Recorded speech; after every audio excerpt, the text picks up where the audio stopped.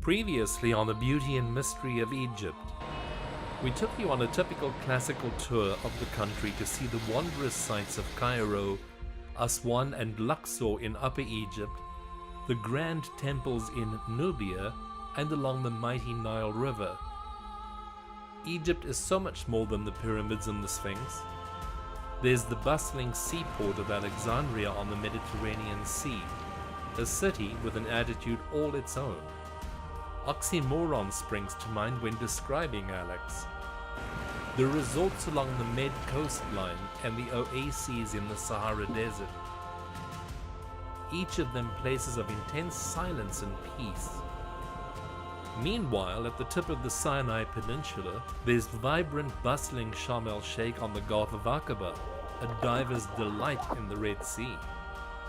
Located in one of Alexandria's most prestigious neighborhoods along the Corniche, the Four Seasons Hotel at San Stefano features opulent luxury, extraordinary attention to detail everywhere you look, and restaurants to please even the most discerning palate.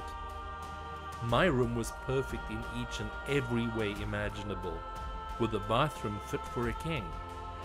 Out on my balcony, I relaxed at every opportunity I had.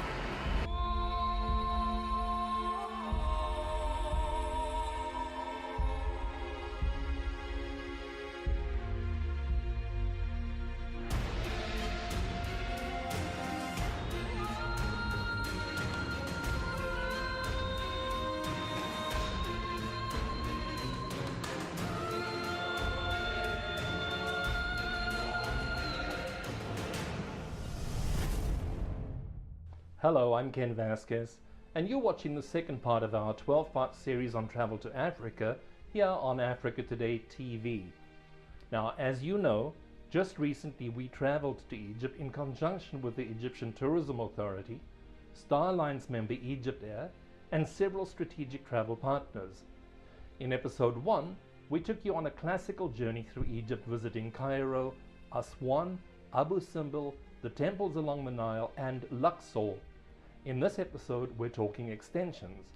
Egypt is so much more than the ancient world's sights and sounds. There's the bustling seaport of Alexandria, the isolation of the Sahara Desert, and the fun capital of Sharm el-Sheikh at the tip of the Sinai Peninsula. In this episode, we're going to all three destinations to introduce you to places you should visit to extend your Egyptian journey. Throughout the episode, we'll offer travel tips and suggestions on what to do and see. Now let's start with the sights and sounds of Alexandria. Just west of the Nile Delta, Alexandria is only 3 hours away from Cairo by car, but it's a world away of difference in attitude. The city bustles non-stop. There are great sights, restaurants, beaches, and golf courses up on the Med coastline. So, let's get started. Alexandria was founded by Alexander the Great in 332 BC. He founded in a small port town and set about turning it into a great port capital. It was home to a lighthouse, which ranked amongst the 7 wonders of the ancient world, as well as a storied library. There are many interesting sights you really ought not to miss. And so we started with the Roman Amphitheater, one of the most popular monuments located in Alexandria. What makes it unique is that it's the only one of its type in the country. Considered to be one of the most important Roman architectural achievements in Egypt, it was discovered by mere coincidence in 1960.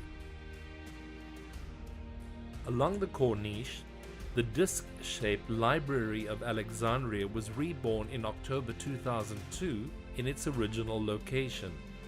It is not just an extraordinarily beautiful building, it is also a vast complex where the arts, history, philosophy, and science come together.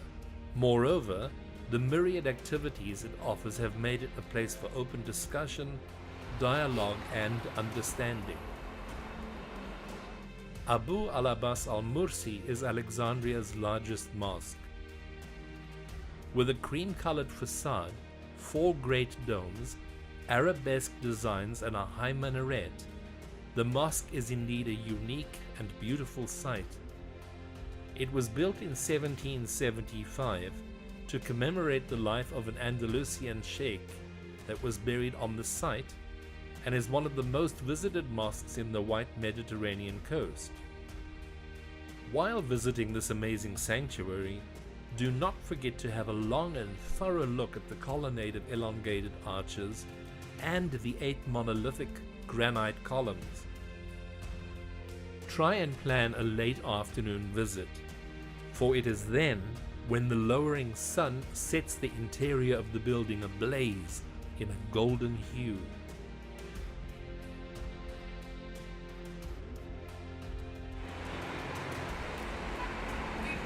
After a day of such intense history that we had learned about in Alexandria, it was time to go back to our hotel and cool off in the pool.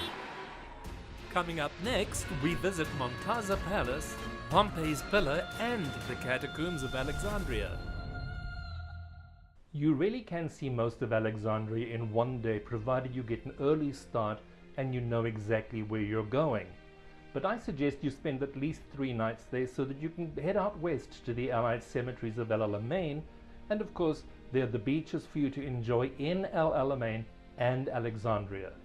You don't want to rush your journey, not now that you've come all this way. It's a far distance to go, so enjoy what you're doing while you're there.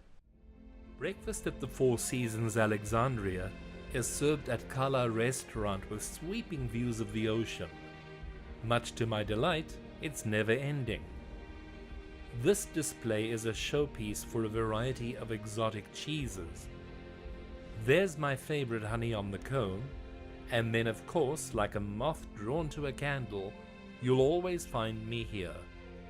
The traditional Egyptian breakfast of dried fava beans is also the national dish. Called fool, it is served with tahini and a variety of herb and spice ingredients like garlic, cumin, and lemon. Here's the Mediterranean-style breakfast buffet, and here, chef prepares eggs, pancakes, waffles, or whatever you desire to get your day going. So why don't we do just that and head off to Montaza Palace. Alexandria was traditionally the place where the wealthy from Cairo went to escape the summer heat. Since the Mediterranean city's climate is significantly milder than the capital to the south. This included the ruling family of Egypt who resided at Montaza Palace. Now, here in Alexandria, one of the places you want to come and visit for its historical value is right behind me. It's the palace of King Farouk, who historically was the last king of Egypt. The palace itself is closed, but merely looking at the architecture from the outside is certainly a thrill. The gardens are a well-maintained and very attractive public seaside park, and one of the most pleasant places to relax and walk in East Alexandria. Another worthwhile sight in Alexandria is Pompey's Pillar, a Roman triumphal column and the largest of its type constructed outside the imperial capitals of Rome and Constantinople. The only known freestanding column in Roman Egypt, it is one of the largest ancient monolithic columns ever erected. The weight of the single piece of red Aswan granite is estimated at 285 tons. Erroneously dated to the time of Pompey, the Corinthian column was actually built in 297 AD, above the original site of the Alexandrian Serapeum temple. Virtually nothing of the temple remains on the site today, except for some above-ground rubble and an underground vault with niches that contained an annex of the library. A striking Apis bull statue made of basalt stone somehow survived from the Serapeum and is now in the Greco-Roman Museum with a copy in the sanctuary.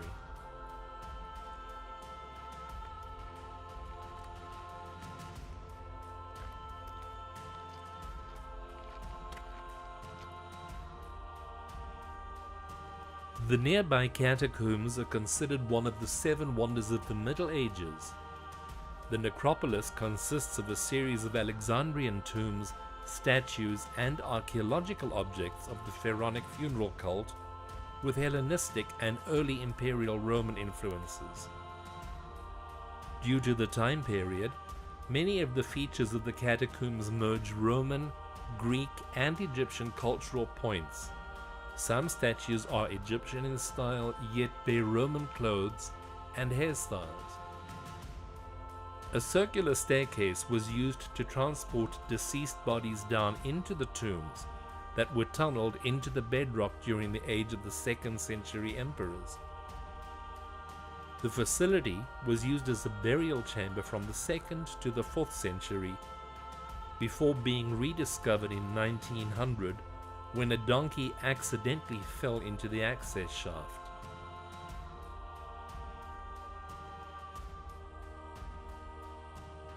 There is always time for a whirl around the bazaar with its sights and sounds, tastes and fragrances. I never miss a bazaar.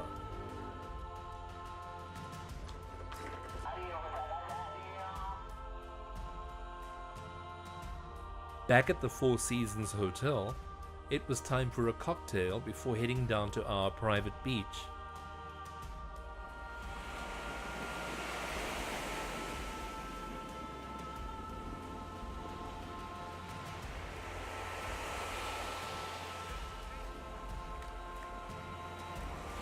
Here we are in Alexandria, north of Egypt, right on the Mediterranean Sea, and me, I'm gonna get in it.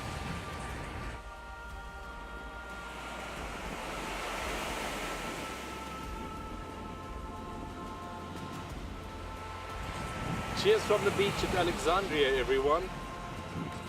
I was served a non-alcoholic hibiscus fruit cocktail, whilst our wonderful host ordered a traditional lunch to be served on the terrace at the beach. So we ate. We enjoyed paella, seafood fata, and clams, which are traditionally sold on the beaches in the summertime in Alexandria, together with freshly baked bread and spices. You know by now that I keep on talking about health and wellness. It is important. So is slow travel. Then you'll know that it didn't take me long to find a warm jacuzzi where I drifted away watching the setting sun. All in all, a simply gorgeous hour. Coming up next, we visit the site of the ancient lighthouse of Alexandria, and then we head west to El Alamein, where one of the most important battles of World War II was fought. Something I like doing each time I'm in Alexandria is to head out west to El Alamein. It's about an hour away from Alex, and it's the site of a World War II battle. There's an interesting museum to visit as well as the war graves. Let's go and take a look. Knowing it was going to be a long day, I asked my host where I could grab a cup of strong coffee to get me going, and was referred to Fresca Cafe and Gelateria on the first floor of the hotel overlooking the Corniche. Why would you do that? How on earth could anyone expect me to restrain myself from pegging out on all of those stunning pastries? So I did, and buzzed out of there on an all-time sugar high off to the site of the Lighthouse of Alexandria. The picturesque citadel fortress was built during the 14th century to defend Alexandria from the advances of the Ottoman Empire. But the efforts were in vain since the Ottomans took control of Egypt in 1512. However, the fortress has remained, strategically located on a thin arm of land that extends out into Alexandria's harbour from the Corniche.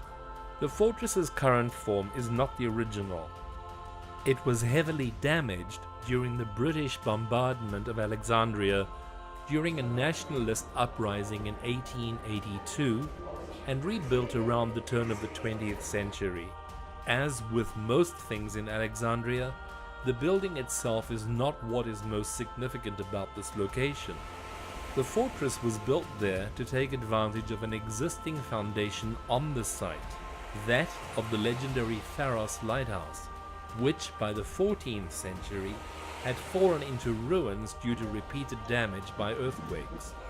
The largest stones of the citadel, forming the lintel and doorway of its entrance, as well as the red granite columns in the mosque within the walls, were salvaged from the huge tower that once stood there. The citadel has long since given up any military function though. Today it houses a small naval museum, but it is worth a visit to explore the inside of the fortress and imagine the huge structure that once stood on its foundation. The drive between Alexandria and El Alamein is a short 70 miles via the coastal route. The El Alamein Museum is a complete illustration of the story of World War II in North Africa. Even before entering the building, in the garden are huge army tanks and various larger weapons. There are about 15 large pieces used by different forces in the Battle of El Alamein. Inside the museum, there are several halls. Each of them is dedicated to one of the 4 countries involved in the war, which include Great Britain, Italy, Germany, and Egypt. Real photographed pictures of the battle are shown on the walls with information and statistics about each participant. This museum is a must-see for any history fan. It tells the story of one of the most important battles during World War II and has been built on the exact same site where the battle took place. Designed by Sir J. Hubert Worthington, El Alamein War Cemetery contains the graves of men who died at all stages of the Western Desert campaigns, but especially those who died in the Battle of El Alamein at the end of October 1942. The Alamein Cremation Memorial, which stands at the southeastern part of the cemetery, commemorates more than 600 men whose remains were cremated in Egypt and Libya during the war in accordance with their faith. The entrance to the cemetery is formed by the Alamein Memorial. The Land Forces panels commemorate more than 8,500 soldiers of the Commonwealth who died in the campaigns in Egypt and Libya, and in the operations in the 8th Army in Tunisia up to the 19th of February 1943, who have no known grave. I took a moment to reflect and sign the visitor's register yet again, as I always do when I visit El Alamein, in honor of my late father, who fought with the Allied forces during the Battle of El Alamein. He was captured during that battle and imprisoned in an Italian POW camp. At the time, he was just 25 years of age.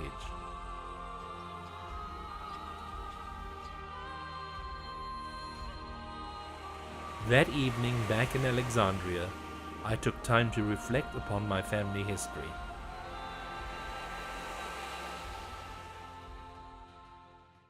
Heading out into the Sahara Desert is a very unique experience, to say the least. We had our sights set on Siwa Oasis in the Sahara Desert, located about 43 miles away from the border with Libya. There's only one road in and one road out, making the journey a long one, but the end reward makes up for the long journey 100-fold. So we left Alexandria and headed along the Mediterranean coastline towards Marsa Matruh, where we stopped for a light lunch.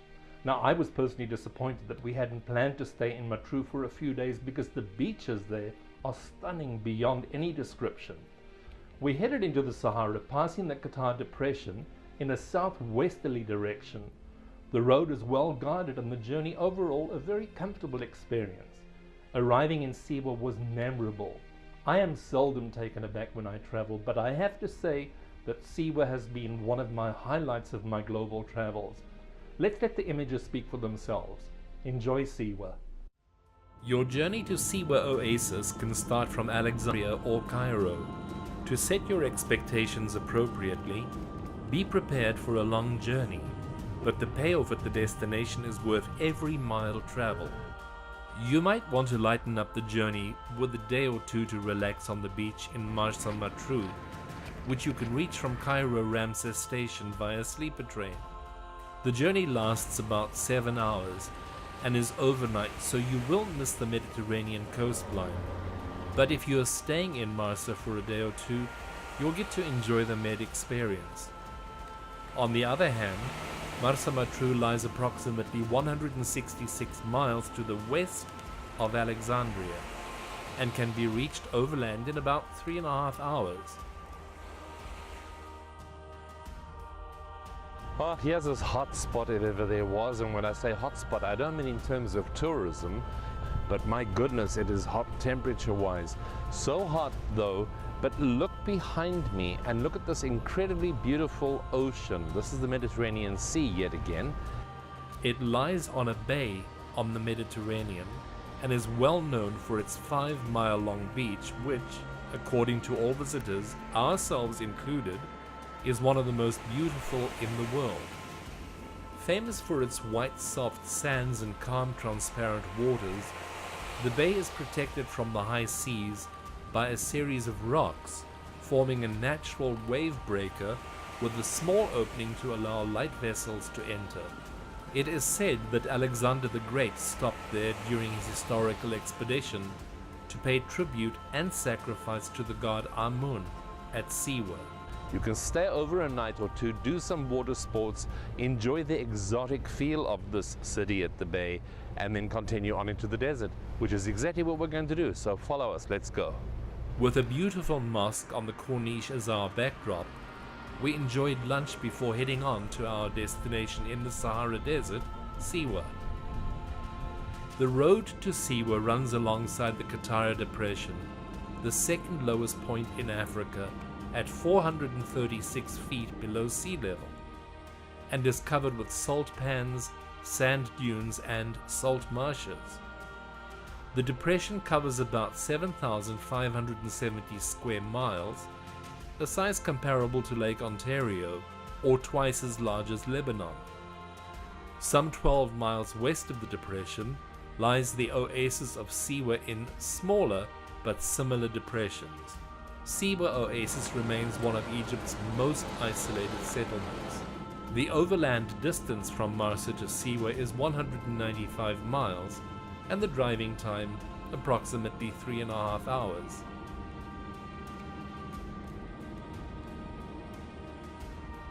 Arrival at our resort came as quite a shock, for we were there without fully realizing that we were.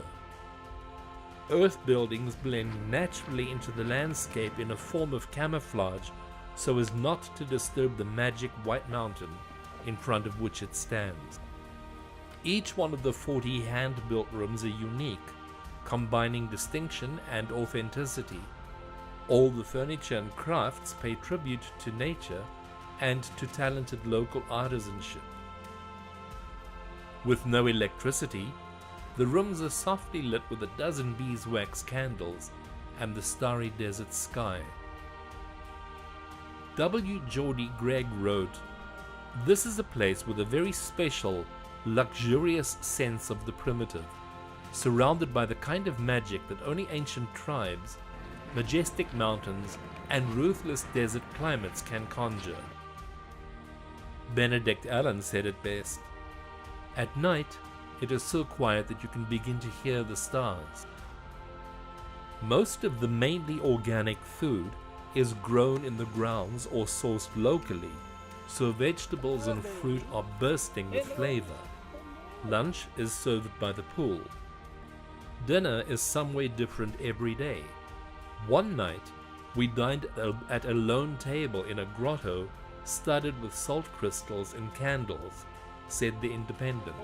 Now I've got your attention. In my opinion, Adre Amalal is the perfect place on earth to digitally detox from everyday life. And that's precisely what I set out to do, and succeeded. No computers, phones, Wi-Fi, electricity. Simply put, for me, it was heaven on earth. I had no idea what was going on in the outside world, and frankly, I did not care. If I had one wish that could be granted, it would be to return to Siwa in this lifetime. Another perfect thing that I keep on saying about digital detoxification is take time for you. Look at this. I'm in a spa mineral bath in the middle of the Sahara Desert in Siwa. This is natural water behind me. This is not filtered. It comes from a natural spring from within the ground. So it's cool and refreshing. And after a dusty day like we had today, what could be finer again than taking time for you, relaxing, taking the edge off, and digital detoxification? To your health. That's what I have to say about this evening. We've arrived at the oasis of Siwa in the Western Desert, 43 miles away from the Libyan border. The peace and tranquility here is indescribable, really. It's so quiet. I cannot wait for tomorrow's sunrise, though we really do need a good night's rest after the journey.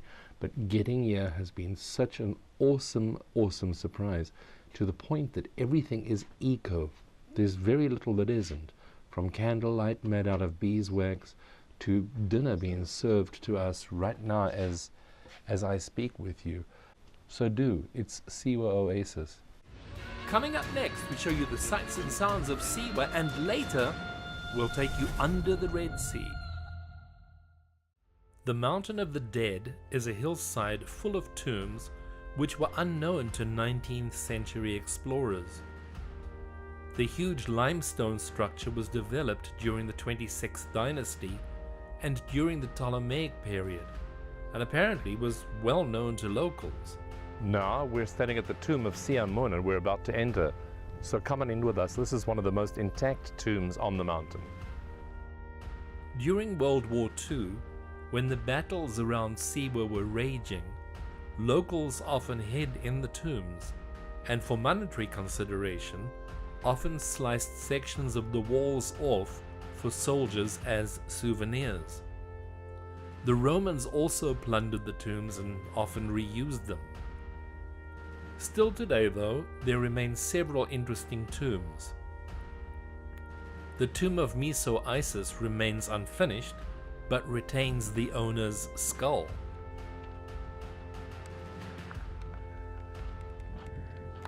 Several interesting tombs do remain, however.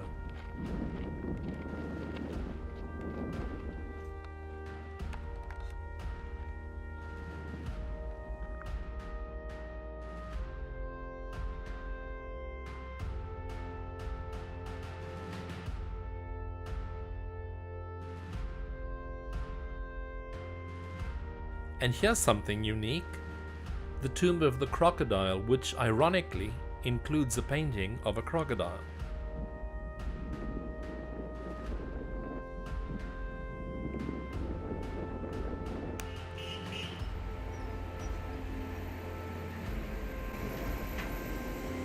Dominating the Siwa marketplace are the crumbling ruins of a 12th century fortress known as Shali. Siwans built it for protection from the hostile Bedouin tribes who periodically raided the oasis. The walls and houses are constructed not from mud brick but from karshif, a stone made of sun-baked clay, salt and fine sand which is dug from the edges of the salt lakes. Built atop a limestone hill, the fortress was quite solid and commanded a view of the open desert as well as the thousands of palm and olive trees that spill forth. The original fortress has 3 gates, the first for the Ajiwat or notables, the second for the women, and the third for the general public. Inside the fortress walls was a thriving village, complete with streets and a well large enough to satisfy its 700 inhabitants. Strangers were not allowed to enter the village, and the fortress was closed after dark as a safeguard against invaders. Back at our Eco Lodge, lunch was served al fresco in a glade of palm trees. And just beyond that, to our absolute surprise, a saltwater lake that we could get into.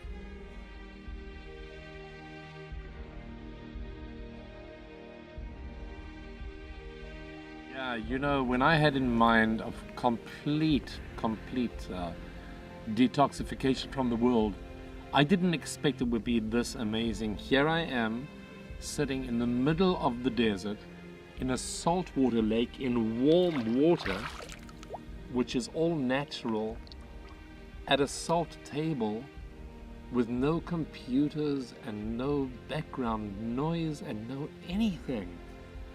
You really have to put health and wellness in your program. You really, really have to. Whatever you do, you've got to do something like this, because it's all about you at the end of the day. Coming up next, the Temple of the Oracle, Cleopatra's Pool, and the isolation of the Sahara Desert. Now, you know, an absolute must-see here in Siwa is the Oracle Temple. Let me tell you about it.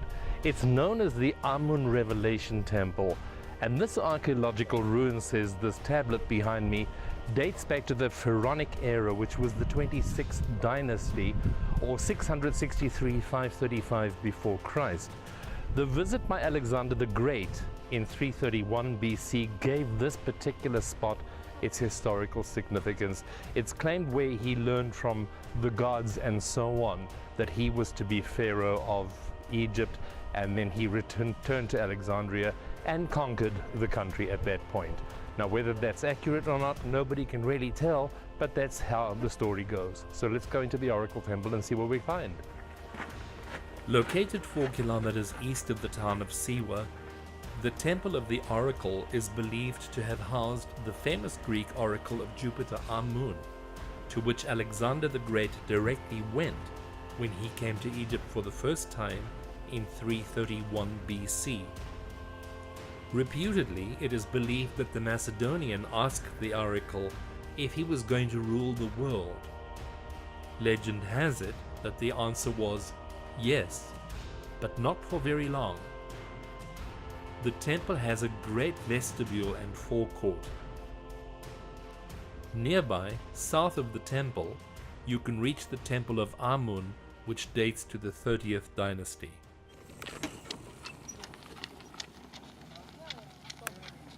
Now, here's another Siwan attraction. It's Cleopatra's Pool.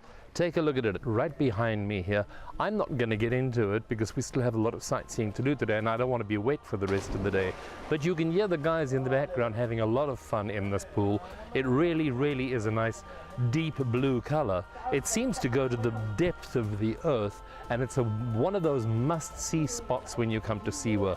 All around us, there's little restaurants that serve coffees and teas and sodas and so on. So spend some time here. At least take, I don't know, an hour, and relax, because in the respite of the midday heat, you need it. You've got to relax. This is an enormously, enormously hot space on the planet. Take care of yourself. Remember, slow, health, wellness. So relax. Here's Cleopatra's Pool.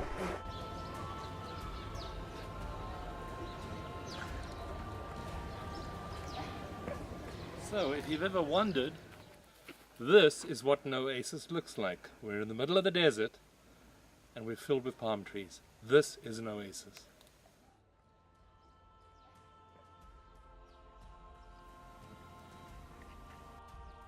That's the Sahara Desert. Don't you just love the peace and silence out there? It's so intense that you can feel as if you can almost reach out and touch it.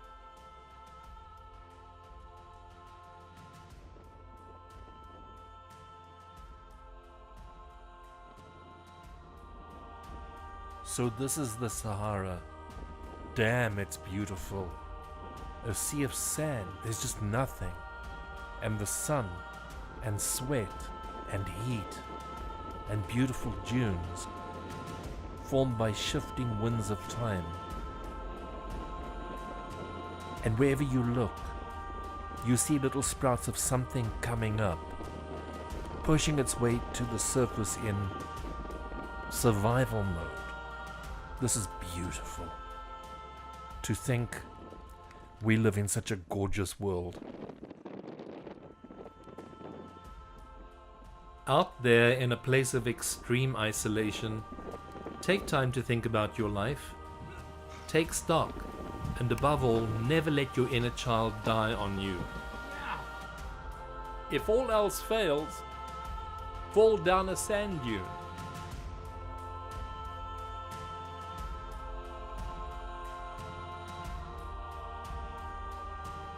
Now, here's something you can't tell just by looking at this.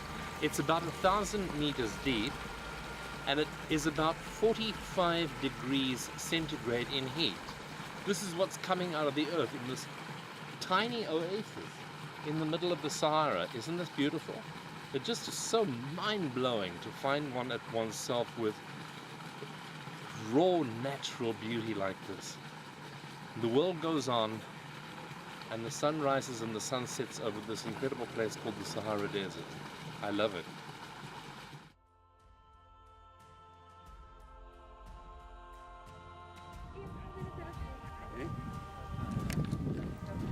This is cold water, and there are little fish. Wherever you look, little fish swimming all over. In this tranquil place, watching the sunset over the western desert, a man, a complete stranger, offers to make me a cup of hot tea and share freshly picked dates. It's moments like those in life that strengthen my faith in humanity. Will I ever see them again? Probably not. Will I ever forget them? Never. So it's time to say goodbye, Siwa, and sadly so, as we sit here around this fireplace at the foot of the Great White Mountain that has been behind us most of the time that we've been here, I have to say this has been one of the most spectacular parts of this journey so far. We've done things here and met people here that ordinarily you wouldn't meet anywhere else in the world. There's a language barrier, but there's a connection of love. There's a language barrier, but there's a connection of peace. And I think that's what is most important that you will take away from your visit to Siwa. Not just the sights, but the people.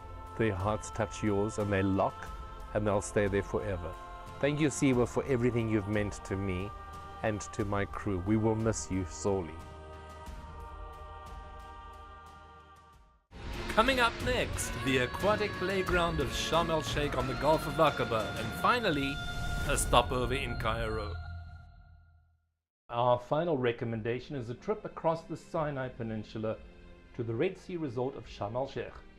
My personal recommendation is a minimum of at least 6 nights stay in Sharm. It's important to take time to relax, but if you want more than just relaxation, there are a variety of water sports, shopping, malls, beaches, restaurants, and of course, the opportunity for a full day tour to Mount Moses and St. Catherine's Monastery. Tours leave in the very early morning so that you can ascend the summit of Mount Moses for a spectacular sunrise. Travel is all about experiences, and without question, sunrise from St. Moses is one of them. What a blast we had. It's a fun, vibrant, colorful, and, well, just take a look for yourself. The easiest way to get to Sharm el-Sheikh from Cairo is via Star Alliance member Egypt Air Express. It takes about an hour and you land into an ultra-modern airport in the southern tip of the Sinai Peninsula. Flying over the mountains of the Sinai Peninsula, one cannot but marvel at the sight of Mount Sinai, also known as Mount Moses. The mountain is the supposed location where Moses encountered the burning bush. Sharm, on the other hand, is more like a playground for the rich and famous, with one luxurious resort alongside the other, each trying to outdo one another with quality and style. On a hillside overlooking one of the warmest seas in the world, Four Seasons Resort Sharm el-Sheikh makes a vacation fantasy come true.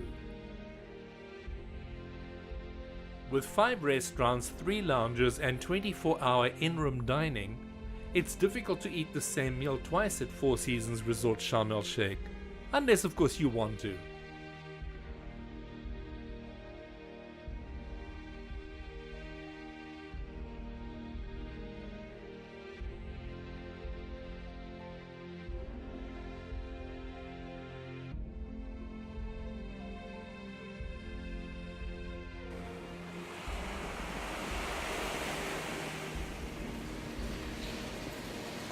Let's go.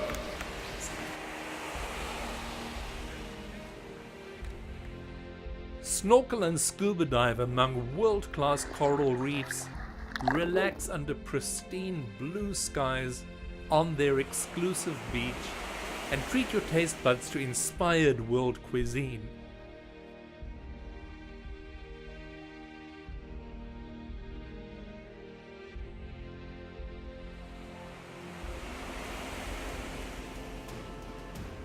Sharm el-Sheikh has become a favorite spot for scuba divers from around the world.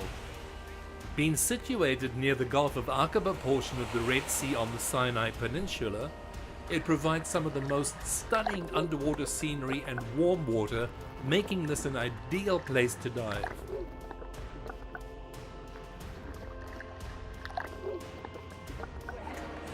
It's the Red Sea. We're about to go sailing. Come on a safari.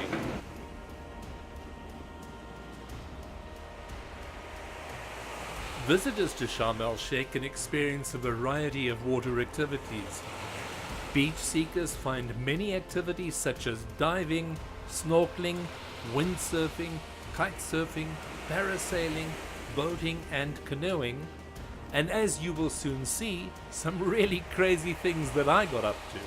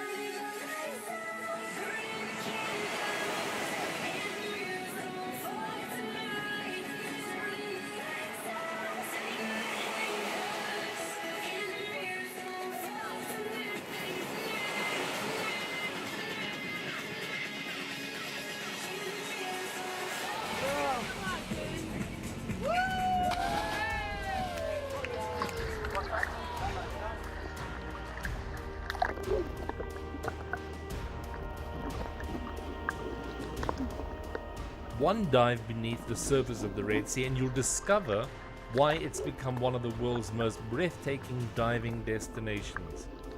Clear waters, reefs, an abundance of marine life, and several notable shipwrecks have enthralled researchers and historians, including Jacques Cousteau, for decades.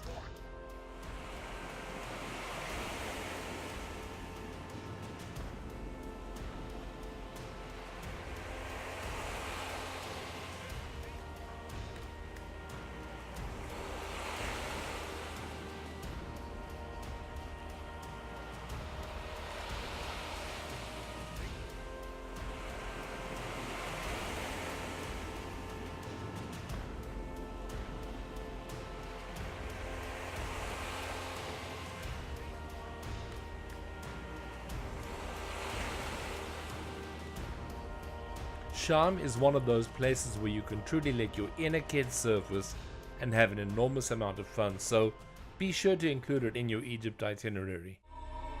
Coming up next, our final stop in Egypt, the capital city Cairo, where we stay in a gorgeous palace before returning home. Since we came from the US, the direct flights back to the US leave Cairo in the early morning. And so unless you are traveling on a further destination or via a connection city like London, Paris or Amsterdam, you pretty much have to spend the last night in Cairo. Now that's not at all bad, because you can use the time to enjoy the sound and light show at the pyramids. It really is spectacular. We chose to spend the last night of our stay at the fabulous Cairo Marriott Hotel. Take a look at this fine property in downtown Cairo. It's close to everything and was a former palace.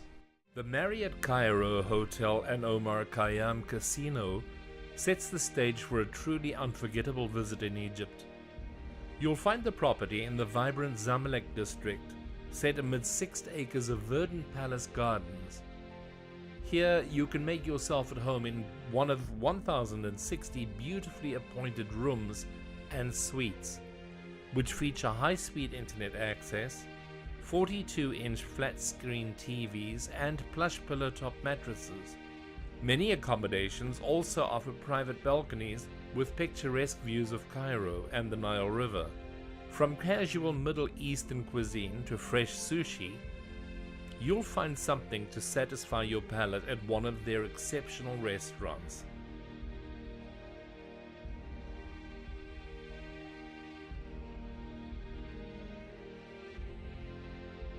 Visit the exciting on-site casino, or plan a meeting or social event in one of their 35,500 square feet of function space.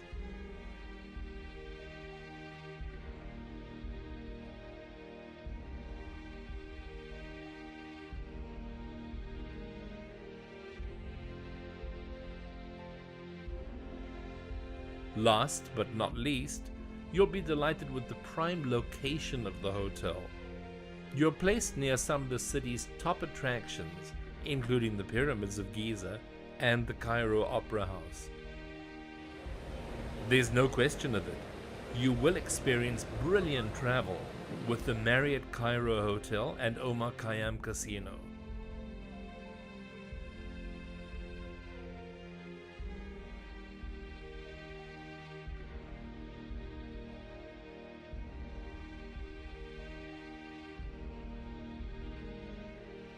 Here we are at the great American invention, the Mall. Now, the Mall of Arabia is in Cairo.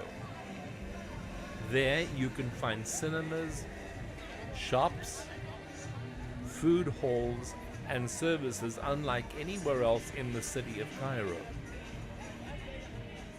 There's a fountain outside that dances to tunes and changes colors as the evening goes by. Inside the mall you've got info desks, ATMs, a lost and found department, a wheelchair accessibility department, free Wi-Fi, camera surveillance, a hotline, prayer rooms, there's free parking on site, and a taxi service. But the one that really got me was an in-mall taxi. The mall taxi is ready to take you on a tour or offer you a ride from store to store to store without having to have you hold all of your shopping bags. In order to ride through the mall, just pick up a phone and dial 19226. Never seen that here. Well, that's it again. We're done with this episode, and we do hope that you enjoyed our selection of extensions in Egypt. For more information, visit us online at attvtravel.com. From there, you can follow us on Facebook and Twitter for latest updates in travel, and share us with your friends. This episode will be available on our YouTube channel shortly for you to enjoy at your leisure. You'll also find episode 1 of The Beauty and Mystery of Egypt on our channel. Until next time then, thank you for watching and safe travels to you.